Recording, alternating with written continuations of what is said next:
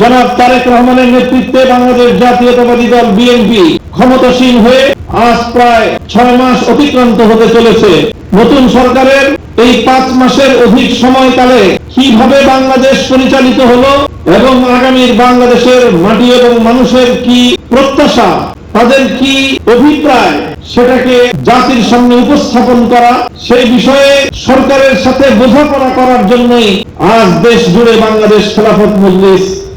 নাগরিক সমাবেশের কর্মসূচি পালন করছে। আমাদের এই নাগরিক কর্মসূচির প্রধান লক্ষ্য হলো জনগণের সেই গণভোটের রায়, গণরায়, যে রায়ের সাথে বর্তমান সরকার প্রহসন করছে, তামাশা করছে, বিদ্রুপ এবং উপেক্ষা করছে অব্যাহতভাবে, সেই ভোটের অধিকার হারা জনগণের অধিকার সরকারের কাছ থেকে আদায় করে জনগণকে বুঝিয়ে দেওয়াই বাংলাদেশ খেলাফত মজলিসের চলমান সংগ্রাম। উপস্থিতি